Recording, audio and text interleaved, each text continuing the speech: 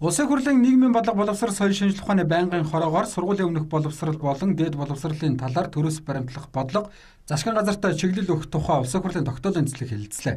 Хэлэлцүүлгийн үеэр өнөөдөр манай боловсролын салбар хэрхэн дампуурсан бэ гэдгийг салбарын сайд нь хатуухан шүүмжилсэн юм. За өнөөдөр зарим аймагуудад сурагчдын сурах бичиг бүрэн тараагдаагүй байгаа. Гэтэл төсвийн мөнгөөр боловсролын яамны удирдлагууд ном авч дарга нартаа бэлгэлэх тухай яриад сууж байх жишээтэй. Би гайхаж байгаа шүү дээ. Цочж байгаа энд одоо сууж байгаа хүмүүс одоо сайд маань хуралдаа орж ичээл бид нарыг нухаад ах ингэж битээ бодороо. Бага бодит байдал юм байгаа. Хүүхдэн сургуулийн сур хүчгийн хангалт байхгүй байхад жилийн эцсийн үлдсэн мөнгөн дээр 5 бот ном авъя 155 сая төгрөгөөр гэж оруулж ирж байгаа ш над дээр. Ийм гарсан биз сэдвсрэн дарга. Жилийн эцсийн хөрөнгнөөс би өмнөөс нь шидсэн.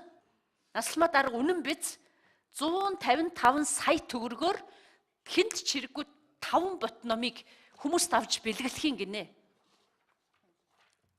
Энийг одоо сүнцэн гэхээс өөр юу гэх юм? Өнгөрсөн 2 жилийн хугацаанд боловсролын салбар 3 дахь сайдынхаа нүрийг үзэж байна.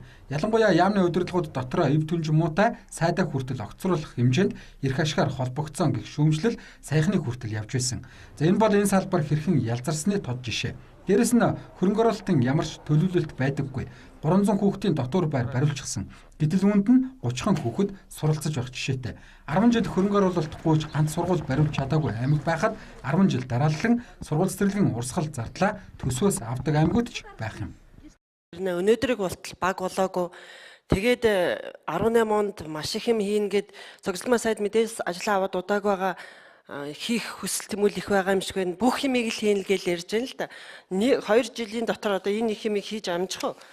Тооцоотой байх ёстой. Ерөн зүгээр салбар маань том.